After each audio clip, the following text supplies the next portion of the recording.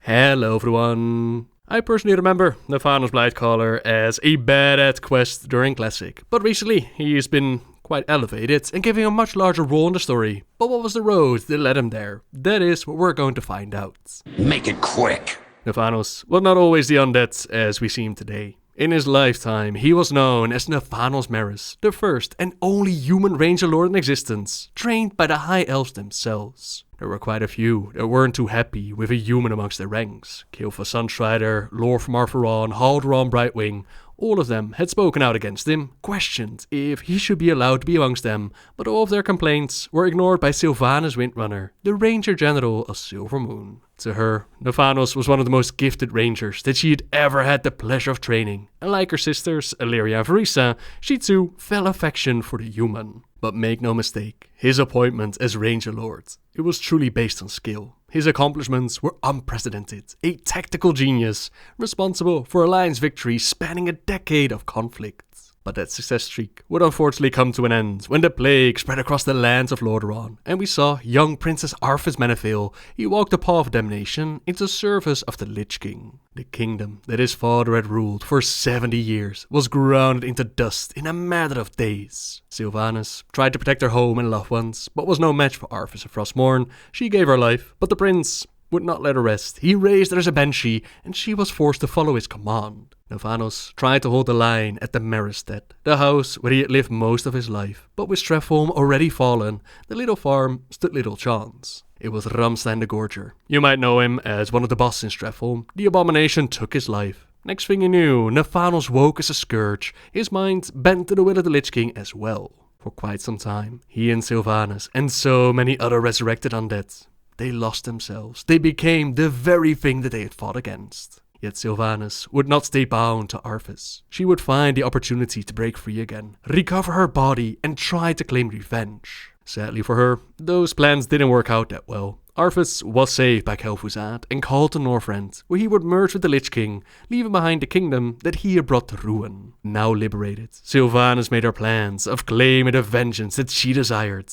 Most like her, the fallen undead that were forsaken and able to free their minds, they found their way to the Banshee Queen, while others, they were called into her service. The world swam through a thick, smoky haze. There was no reason, no sense, only hatred.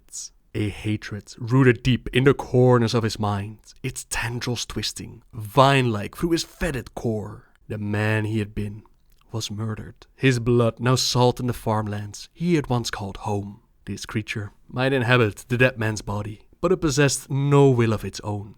It didn't need one. It existed only to serve the Lich King. He turned back to the ground, where the half-consumed corpse of his latest victim lay. A warm rush of strength flowed into his body as he ripped a mouthful of flesh from her throat. He remembered the ecstasy that had gripped him as her screams grew quiet, the terror that froze in her dead eyes as he devoured her. Craving that sensation again, he tore off another bite. Had days or years passed since he'd been raised? It mattered not at all. Time was the burden of mortals, and the Master's gift had freed him from it. A singular purpose now drove his every action, a compulsion to spread the plague of undeath through the fallen kingdom of Lordaeron, to ravage the very lands his human soul had loved. With a room for aught but malice in his heart, he would have laughed long and loud at the irony. He stopped feasting, and he waited. He waited because it was his master's will that he do so. A moment passed before he sensed it. The unholy magic that had reanimated his own lifeless body, it now caused hers to stir. He watched in rapturous wonder as the corpse that had been his victim arose as Scourge, as driven to end life as he was. She looked at him, the fear gone from her undead eyes, replaced by smoldering rage. She might have been smiling, with her ruined jaw not dangling by scant strips of flesh. He might have smiled back, but for the shock of arrows that came crashing into her skull. The body of his new companion crumbled into a heap, headless and twitching. He spun to face their attackers. 3 cloaked figures loomed before him. Some part of him recognized their weapons and knew how deadly a bow could be, but those memories were vague and fleeting. He didn't care about the useless notions still lingering in the dead man's mind. Hatred welled up, demanding to be unleashed. As he tensed to leap forward, the middle target barked out an order. In unison, the flanking pair took aim and sent a rain of heavy, blunted arrows thumping into his legs. He fell hard to the ground. Each time he tried to rise, more arrows pummeled him back down. Damnable creatures. He did not pause to reason why the cloaked figures hadn't ended him as they had the woman. He only longed to sink his teeth into the bits of flesh exposed between the pieces of the dark armor. When they rose as Scourge beside him, their bows would be unnecessary. Hatred would become their weapon, as it had become his. He sniffed the air to stoke his hunger, but the scent confused him. His foes were neither humans nor elves. They weren't living at all. They were as dead as he was. Why would such creatures stop him from fulfilling the master's will? The fear and frustration of a beaten animal. It gripped him as shot after shot kept him on his knees. Nathanos. A female voice called out his name.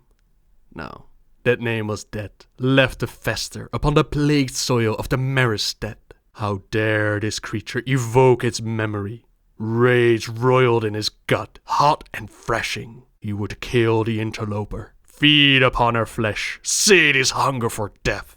But something in the cloaked woman's voice held him fast. His name had become a command, and with that single word, she reached down into the fury that had taken the place of his soul and caught him tight in her grip. No, the hatred, the master's will. If these three would not serve, they would be destroyed. Nathanos. She called again. This time, in the wailing voice his master's banshees used in battle. The intensity of it startled him. Had she been sent here by the Lich King's command? Nathanos. With the third sounding of his name, recognition skidded across his mind and chased the cloud of fury away. That voice, of course, Sylvanas. As she pulled back her hood, the sickly yellow light of the plague lands illuminated her elven features. Skin, once fair and full of life, had turned to ashen. Hair that had shone like spun gold looked dull, lusterless. Her bracing blue-grey eyes now smoldered red. A swell of sorrow choked his throat as he realized that Sylvanas too had fallen. But his heartbreak gave way to awe at the terrible majesty her new form held. In life, he had always thought she had the bearing of a queen. In undeath, she radiated the might of a goddess. His eyes drifted down to the mottled skin of his gnarled fingers, stained deep red by his recent kill. A rush of shame banished the thrill of this reunion with Sylvanas. The thought that she would see him like this, a decrepit, nightmarish mockery of his former self, filled him with disgust. Almost of its own volition, his forearm rose to hide his rotting face. Sylvanas, he rasped through parched lips.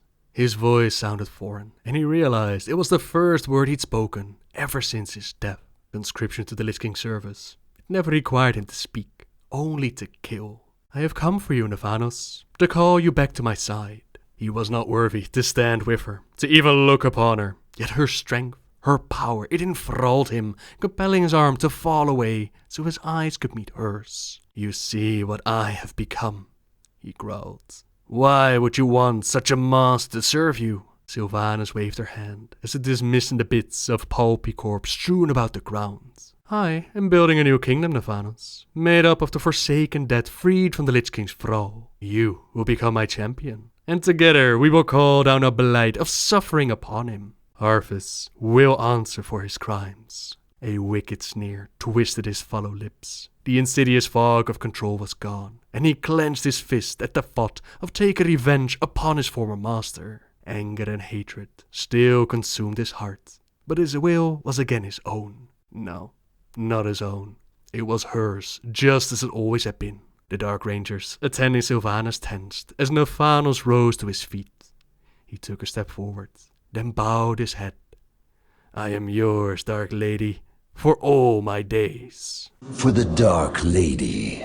And so, Nathanos Marris became Nathanos Blightcaller, champion of the Banshee Queen, eternally loyal and devoted to her. He recruited heroes to fight in the Plague Lands, and getting some vengeance by butchering Ramstein in Stratholme. The Alliance, they also investigated the Marris deaths, but the best field agents ended up dead, so we had to figure out what was going on. At first, their assumption was that the Blightcaller was the one responsible, was perhaps even the one who would murder Nathanos Marris, but soon enough, they figured out that the Blightcaller and Nathanos, that they were one and the same. Order must be restored. Massive raid parties, they grouped up in the Plague Lands, and they took on their former ally, now turned undead. But the Blightcaller, he was clever, and he played possum, so his enemies believed it to be gone for good.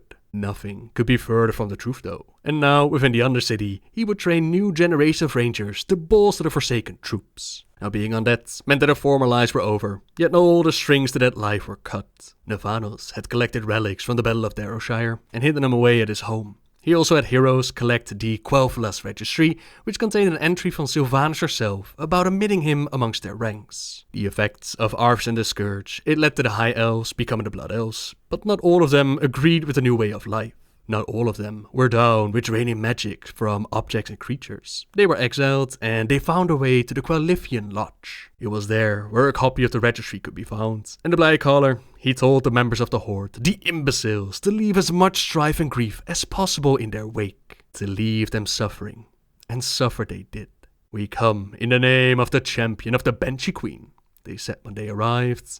"You have something that belongs to him." They took it by force and slaughtered any of the rangers in the lodge that they could find. A tale that Lor'themar he only found out much later, and he was shocked to hear about it. Despite being the one to exile them, he never wanted them dead. He just couldn't leave the kingdom divided, and he wondered if Sylvanas knew about this attack, and if she did, does she still care? Doubtful. As the Banshee Queen, she was more focused on the coming war in Northrend and taking care of the Lich King. Arvis had taken everything from her, and with his defeat, she felt like her mission had been accomplished, and it was time to embrace that eternal bliss. By dropping herself from the top of Icecrown to the Serenite spikes down below, she ended her undead life, but she did not find peace in death. Instead, she ended up in a realm of eternal torment. She might still have been there, was it not for the Valkyr, who offered her a deal. They would take her place in hell, even allow her to resurrect more Forsaken. In return, they would be free from Bolvar's control, they would be free from the new Lich King. The bargain was made, and the Banshee Queen returned after witnessing the fires of hell. Only to Nathanos had she entrusted the tale of that day, of what had happened to her. Though she refused to say the words, he knew her well enough to recognize when true fear gripped her heart. Her ultimate fate, it puts a fear into Sylvanas, a fear of death, which pushes her to do anything and everything that it takes to stay off that fate for as long as she can. And yet, if his queen had been lost, there would be no reason for Nathanos to continue this mockery of a life. If she were condemned to an eternity of torment in the darkness, at least he could end his own existence and endure damnation at her side.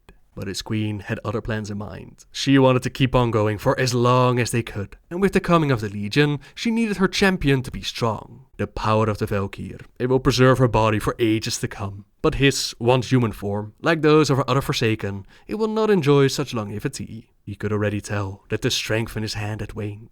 There was enough sin and sinew remaining to grasp a bow and to teach even the clumsiest of his pupils how to knock an arrow. But his undead flesh continued its inevitable decay, and there would come a day when his hand would be rendered useless or rot away altogether. That's where the Valkyr come in. Arvis once forced them to raise Death Knights for his army. That was a much more potent ritual than the one with which they now transform fresh corpses into Forsaken. Not only that, they can also use their powers to reshape his body and make it stronger and more enduring. He wondered if the Valkyr could do this for all of their people, but Sylvanas told him no. Without the Lich King's energies feeding them, she believes that it requires a portion of their own essence to succeed. She turned towards him. But it is my desire. So it will be done. He stepped closer to the Banshee Queen, and he watched her expression. He told himself it was for the delight of provoking her again. But that was a lie. He wanted something more. If the Valkyr can only do this once, why choose me? Was it pain that flashed in her eyes? If so, it lasted only an instant, replaced by resolve and a will of unbending iron. I told you, the Legion threatens to consume us all. I require my champion at my side. It was doubtless petty, this satisfaction that he sought. But something raised within him whenever she addressed him by the title. Then tell this creature to hurry up, Nathanos snarled. I have rangers to train. Now this ritual, it required fuel to work. Fuel in the form of his cousin, who had known them both in life, and he had managed to survive the Scourge. Captured by the Forsaken, he was strapped down and used to empower their champion. Nathanos' world exploded in a cacophony of fire and pain.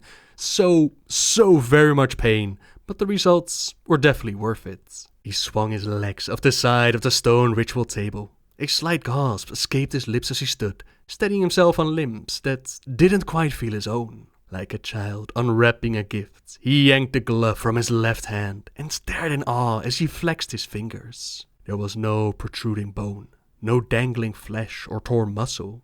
Not a living hand, but it was whole and it was strong. A hand worthy of the Queen's champion, Nathanos decided. He reached up and he touched his cheek. Instead of the desiccated paper-thin skin that hung loosely from his skull, he found plumper flesh. His fingertips explored a jawline adorned with wiry whiskers. Nathanos marveled at the sensation. It felt almost like touching a human. Almost. Sylvanas might have played it off as just needing her champion to be strong, but others that pay attention, like Dark Ranger Anya, she could tell that there was more play. In life, Sylvanas had defied a kingdom to name him Ranger Lord. In death, she had scouted the Plague Lands to reclaim him from the Scourge. And today, she had drawn upon her most precious resource to restore his strength. Think upon these things, Blightcaller, and tell me how someone so cunning can be blind to the simplest of truths. Nathanos glared at her, his jaw clenched tight. Within moments, the bemusement retreated from her face. Foolish Ranger. The Queen did not entertain such trifling notions, nor did he. Whatever emotions his mortal heart might have held, now had only room for rage and contempt. He was Nathanos Blightcaller, the champion of the Banshee Queen. He almost smiled as he thought of the chaos that he would unleash upon her foes. That was what he told himself, and perhaps before the ritual, that was definitely a truth. In the past, he had lingered at his farm on orders from his queen, luring her enemies to the slaughter. He had taken special delight in tormenting the high elf rangers of the northern foothills, the very Farstriders he had once served alongside and commanded. Their haughty outrage bled away as they died, or twisted into a garish grimace upon those raised into undeath. And through all of it, no matter how noble the hero, or how close a friend his victim might have been, Nathanos felt neither pity nor remorse. He felt nothing. He had done his duty, one to which he was well suited. His victories had earned the Dark Lady's favor. There was nothing else he could ever conceive of wanting. Yet now, after the ritual, they walked to the armory to get him a new outfit befitting of his station. And there, the glinting of lamplight on polished metal, it drew his eye to a cluttered armor rack. He moved a few pieces aside to reveal a finely wrought breastplate that was clean and well maintained. His thoughts drifted back to the ritual, to his cousin, to the empty altar next to his, to a choice. For the briefest of moments, he felt the touch of something foreign, unsettling, a sensation absent since the day that he had died, a weakness of mortality that imperceptibly stalked him and had at long last found his throat. Nathanos felt regret.